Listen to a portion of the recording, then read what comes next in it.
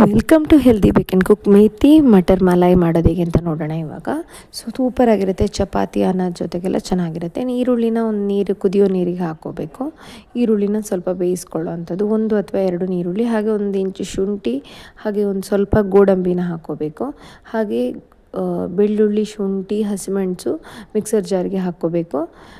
ಇಷ್ಟನ್ನು ಮಿಕ್ಸರ್ ಜಾರಿಗೆ ಹಾಕ್ಕೊಳ್ಳೋದು. ಹಾಗೆ ಬೇಯಿಸ್ಕೊಂಡಿರುವ ಈರುಳ್ಳಿ, ಗೋಡಂಬಿ, ಹಾಗೆ ಶುಂಠಿ ಏನು ಬೇಯಿಸ್ಕೊಂಡಿದ್ದೀವಿ ಮಿಕ್ಸರ್ ಜಾರ್ಗೆ ಹಾಕ್ಕೊಂಡು ಪೇಸ್ಟ್ ಮಾಡ್ಕೋಬೇಕು. ಹಾಗೆ ಬಾಣಲೆಗೆ ಬೆಣ್ಣೆನ ಹಾಕ್ಕೋಬೇಕು.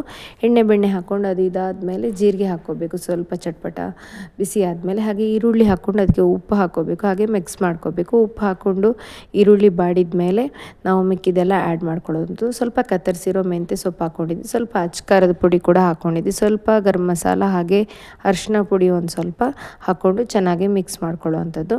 ಹಾಗೆ ಕೊತ್ತಂಬರಿ ಜೀರಿಗೆ ಪುಡಿನೂ ಇದ್ದರೆ ಯೂಸ್ ಮಾಡ್ಕೊಳ್ಬೋದು. ಇದನ್ನು ಚೆನ್ನಾಗಿ ಮಿಕ್ಸ್ ಮಾಡಿದ್ಮೇಲೆ ನಾವು ಬಟಾಣಿ ಏನು ಬೇಯಿಸಿಟ್ಕೊಂಡಿದ್ದೀವಿ ಅದನ್ನು ಈಗ ಹಾಕ್ಕೊಳ್ಳೋವಂಥದ್ದು.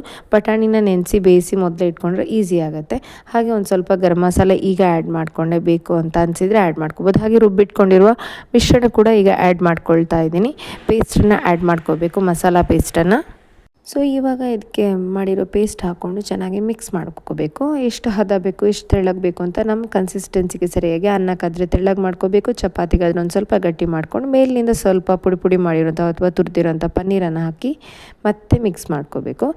ಸ್ವಲ್ಪ ನೀರು ಹಾಕ್ಕೊಂಡೆ ನಾನು, ಯಾಕಂದರೆ ಮತ್ತೆ ಗಟ್ಟಿ ಆಗುತ್ತೆ ಅದು. ಸೊ ನಾನು ಚಪಾತಿಗೆ ಯೂಸ್ ಮಾಡಿಕೊಂಡೆ, ಹಾಗಾಗಿ ಒಂದು ಸ್ವಲ್ಪ ಗಟ್ಟಿಗೆ ಮಾಡಿಕೊಂಡೆ. ಸೊ ನಾವು ರೈಸಿಗೆ ಮಾಡ್ಕೋತೀವಿ ಅಂತ ಹೇಳಿದರೆ ಒಂದು ಸ್ವಲ್ಪ ತೆಳ್ಳಗೆ ಮಾಡ್ಕೋಬೋದು. ಸೊ ಈ ರೆಸಿಪಿನೇ ಚೆನ್ನಾಗಾಗುತ್ತೆ. ಕೊನೆಗೆ 1 ಸ್ಪೂನ್ ಆಗುವಷ್ಟು ಸಕ್ಕರೆ ಹಾಕ್ಕೊಂಡ್ರೆ ಅದು ಒಂದು ಒಳ್ಳೆ ಎನ್ಹ್ಯಾನ್ಸ್ಮೆಂಟ್, ಒಂದು ಫ್ಲೇವರ್ ಕೊಡುತ್ತೆ. ಸೊ ಹಾಗೆ ಮೇಲಿನಿಂದ ಸ್ವಲ್ಪ ಕ್ರೀಮ್ ಹಾಕ್ಕೊಂಡೆ, ಯಾಕಂದರೆ ಮೇಥಿ ಮಲಾಯಿ ಮಟರ್. ಸೊ ಹಾಗಿರೋದ್ರಿಂದ ನಾನು ಕ್ರೀಮ್ ಹಾಕ್ಕೊಂಡು ಚೆನ್ನಾಗಿ ಮಿಕ್ಸ್ ಮಾಡಿಕೊಂಡೆ. ಸರ್ವ್ ಮಾಡುವಾಗ ಮತ್ತೊಂದು ಸ್ವಲ್ಪ ಡೆಕೋರೇಷನಿಗೆ ಅಂತ ಹೇಳಿ ಮೇಲಿನಿಂದ ಕ್ರೀಮ್ ಹಾಕ್ಕೊಂಡ್ರೆ ಚೆನ್ನಾಗಿರುತ್ತೆ. ಈ ರೆಸಿಪಿನ ನೀವು ಟ್ರೈ ಮಾಡಿ ಹೇಗೆ ಅನ್ನಿಸ್ತು ಅಂತ ಹೇಳಿ. ಮುಂದಿನ ರೆಸಿಪಿ ಜೊತೆ ಸಿಗ್ತೀನಿ. Happy cooking.